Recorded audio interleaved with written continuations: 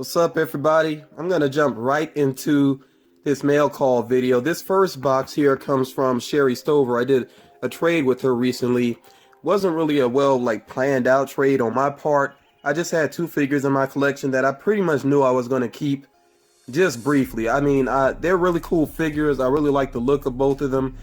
But I think sometimes I buy figures knowing that they probably won't stay in my collection. I think they're just cool, and I want to have them at least briefly, and then I know that I will trade them, to, especially somebody that I'm really cool with. And I'm definitely really cool with Sherry Stover. So, yeah, this wasn't really a pre-planned trade, but it ended up working out well.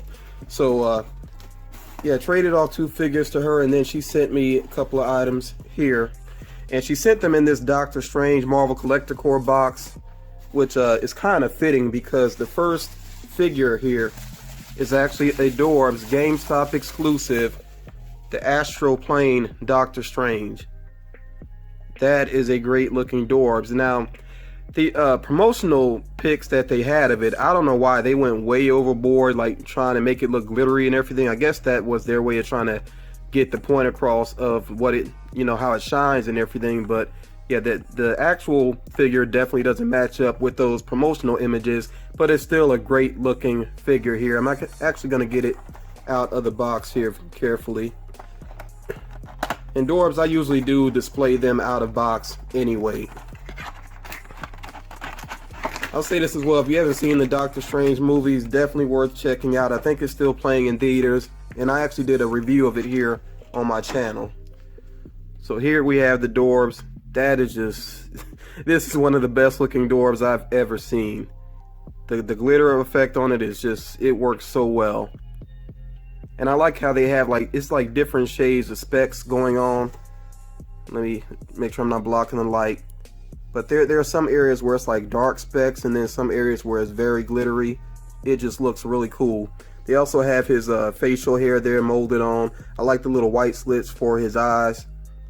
He does have a smile like, just about every Dorbs, most Dorbs, but it's not real pronounced, which I actually like.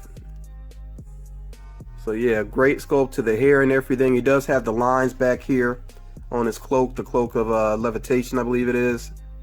So they're kind of subtle, but I mean, I see them better than they're picking up on the camera. So just great detail there. As soon as I saw this, the promotional images for this, I was like, yeah, gotta get it. And I still would like to compare this to the actual pop figure, which I know is being sent my way by another friend, but I'm gonna wait on that till I actually have it in hand, and then I probably will actually do the comparison.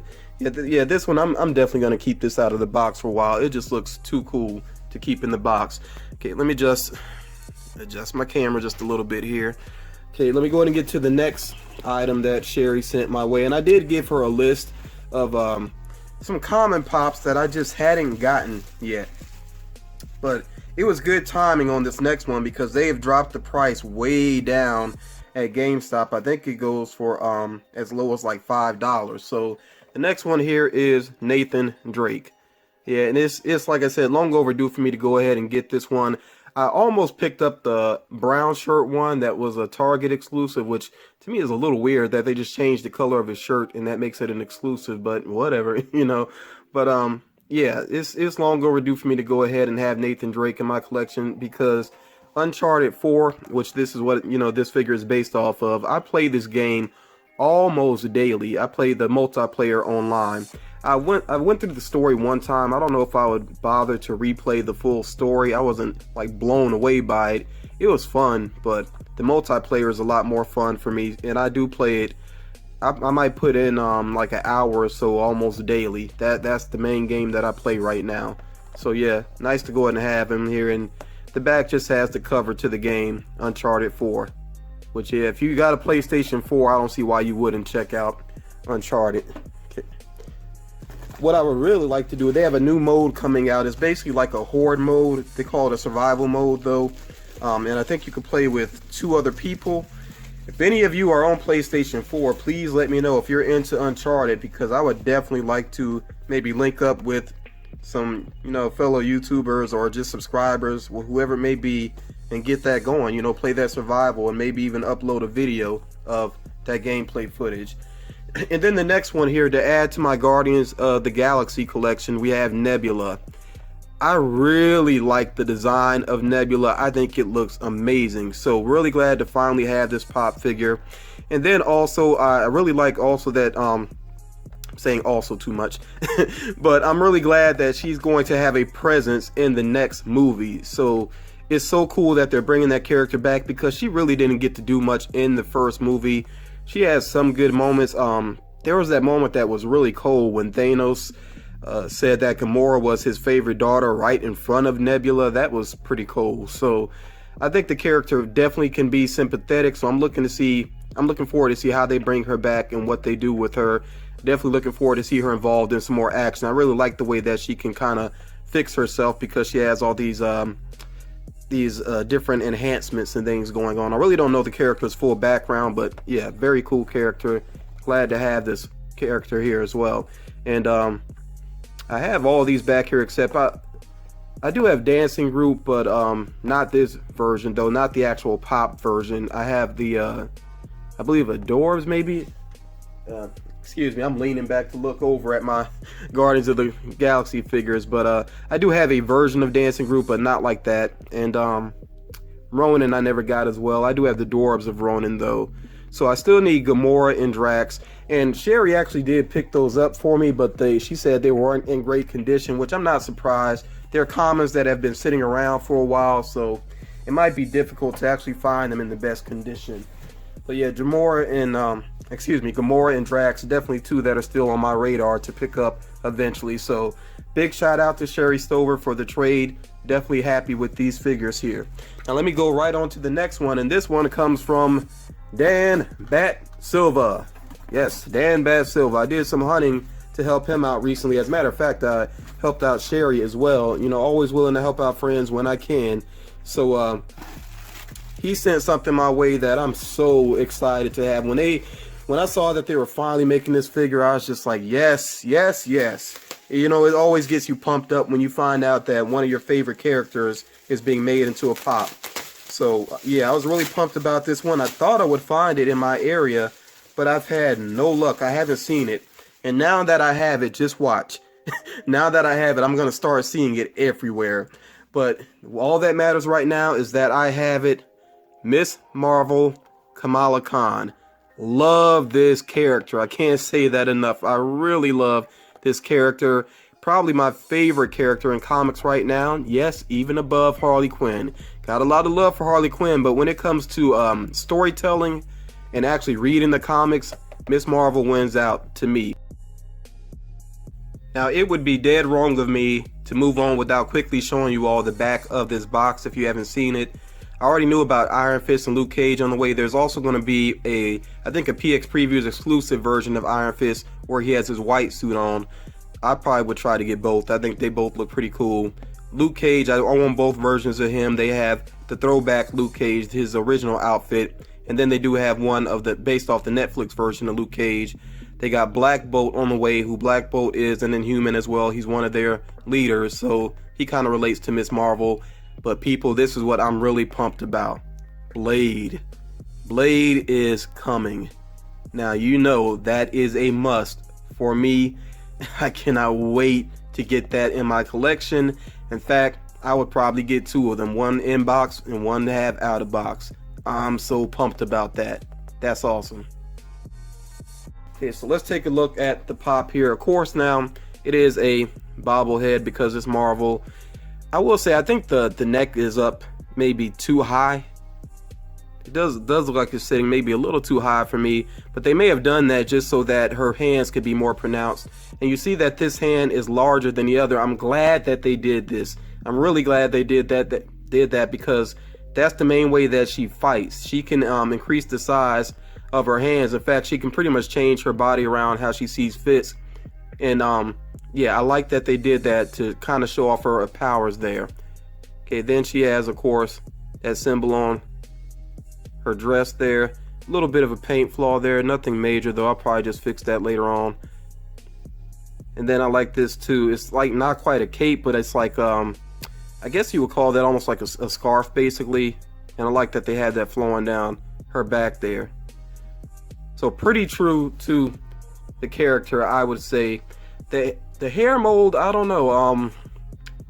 It's something about it. I feel like maybe it could be a little bit different, the hair, to be a little bit more like the character. But overall, this is a pretty good representation of her.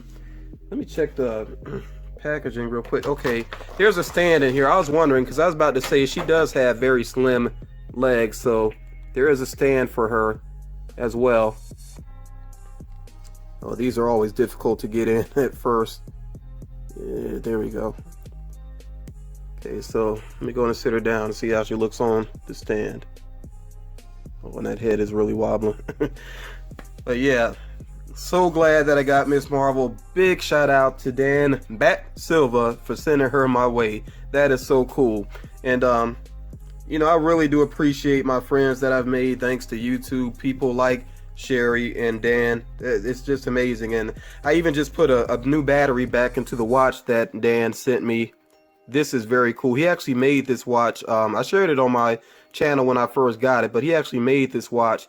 He tied this all up himself there and everything, and it fits perfectly to my wrist.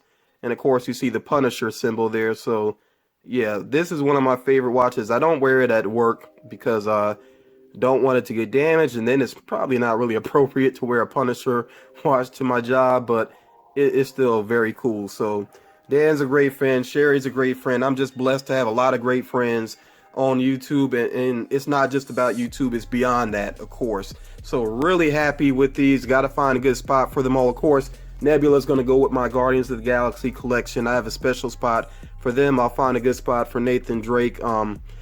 Doctor Strange, I'm definitely going to keep him where I can see him up close. And even Miss Marvel, I think I'm going to keep out of box for a while because I'm such a huge fan of that character. As a matter of fact, the next segment in this video, I want to just focus on Miss Marvel, because if you don't know this character, I think you should know about her. If you're into comics at all, I want you to be familiar with her. I think you should definitely check her out, and I'm going to get into the reasons why. So there are 6 main reasons why I feel that Miss Marvel is an awesome character. I'm going to go ahead and jump right into these. First of all, she's a total fangirl, and I mean that in the most positive way possible. I love the way that she reacts to the fact that she gets to hang out with the Avengers and help them out. I mean, she's just totally enjoying herself. She's so happy. You look at these images here, everybody else is pretty serious and everything, and she's just, you could tell, just having the time of her life. I really love that about her. And also, of course, the name Miss Marvel, that's not specifically to her. It's not new to her, I guess I should say, or new to Marvel itself. Okay, she does get that name from the former Miss Marvel, who she was a big fan of. So that title was basically passed along to her. And also, something that's really cool about the comics, whenever she gets to interact with other heroes, she just has a great time. Again, you know, you see here some of the images. She got to meet Wolverine. I actually have this comic where she met up with Wolverine briefly. That was very cool to see them interact with each other. And like I said, she's just such a big fan of these characters. And it adds so much realism to her stories, because just imagine that if, you know, a character like Spider-Man actually existed and all of a sudden he swings into your town and he needs your help, you know, something like that. Just that type of situation, you would have a big reaction to it. You wouldn't just go along with the flow. So I really love that they have that realism there with her, and she just totally fangirls out when she does get to meet these other characters. Something else about her, and the most notable thing I would say, especially when she was first introduced, they really put it out there that she is a Pakistani Muslim. And of course that adds diversity to Marvel, which is great. Although she's not the first Muslim character in Marvel. Some people say that mistakenly, but she might be the first Pakistani Muslim. Maybe that's what the difference is there. But as far as I know, she's not the actual first Muslim character. I think there was a new Avenger character that was Muslim as well. But anyway, regardless, they don't really put a whole lot of focus on that. Obviously, her culture is a part of who she is, but they don't try to get political and things with it. It's just a part of her. You know, other than that, I mean, she's just an all-American teenager. So that's what I really like about it. And to me, that's where the diversity really comes in. It's showing that we can have different backgrounds, different religions, but when it comes down to it, you know, we're Americans. So I really like that aspect of the character. I like that they don't try to get all political and make some big points out of it or everything. And then also, if you don't know much about their culture, there are some things that you learn along the way, and they're worked in very naturally. It's not like they suddenly put a story on pause to have some, you know, lesson about what it means to be a Pakistani Muslim. You know, they don't do that. They work everything in very natural to the situations that are occurring in the comic. And you do learn a lot about her culture, of course, through her family and her closest friends. And I really do like that they have a great supporting cast. It feels like every character has a purpose there. I don't feel like it's cluttered with a bunch of people that don't need to be there. Usually if a character is in a certain scene, then there's a reason for that character to be there. There really is a reason to it. So I just like the cast of characters, you know, like I said, and she does get to interact with other heroes and things like that. But even when she's not, it's still just really cool storytelling, and that can't happen without a great supporting cast. I like the fact also that she's always learning. Now, if you don't know much about her background, she is an Inhuman, and she didn't even know this at first. She did realize that she got her powers after there was a Terrigen Mist in New York, and actually, she lives in New Jersey, but of course New Jersey is very close to New York. So anyway, there was a Terrigen Mist cloud and everything, and that's what basically brings out Inhumans, their powers. That's what brings them to light and everything. So yeah, she didn't really understand how she got her powers, and there's still a lot that she doesn't know about her powers. So she is learning. She does train with the Inhumans and everything, at least at the point where I'm at in the comics. I might be a little bit behind, but I do like the fact that she's always learning, not just about her powers, but also what it means to be a hero, you know, how to balance out different aspects of her life. She's also learning a lot about love too, which is, again, handled very realistic in a very sweet way and just a very relatable way. So yeah, I really like that about that character, always learning. And I think that's why they did, when they did the Marvel hip-hop covers, I think that's why they went with the education of Kamala Khan, which is of course a play on the miseducation of Lauryn Hill. Now her powers, I didn't completely understand exactly what her powers were at first. You see the creator there, one of the creators down there in the bottom right. I think this is the main creator of the character, though, talking about how she has polymorph powers, which basically means that she can change her body around, and it's almost like a combination of the simplest way to say it is a combination of Mr. Fantastic and Ant-Man, if you think about those two characters combined. So she can like stretch her limbs and everything. She can increase the size of her fists. She likes to do that a lot when she fights. And then also she can actually shrink in size and grow in size. So just a really cool character, and her powers are kind of changing along the way. As a matter of fact, where I ended up in the comics, I think she was having trouble actually growing large, and biggin, as she would say. And there was a reason for that. Medusa actually explained it to her, why she was no longer able to do that. So yeah, just a lot of learning about her powers, and I like that her powers are changing over time. It's just very interesting to see, and of course that does kind of parallel with the fact that she's going through being a teenager. And then lastly here, she has a realistic personality. She's very charming at times, but then there are times when she's flawed. She's not perfect. You see times when she gets jealous, maybe not rightfully so.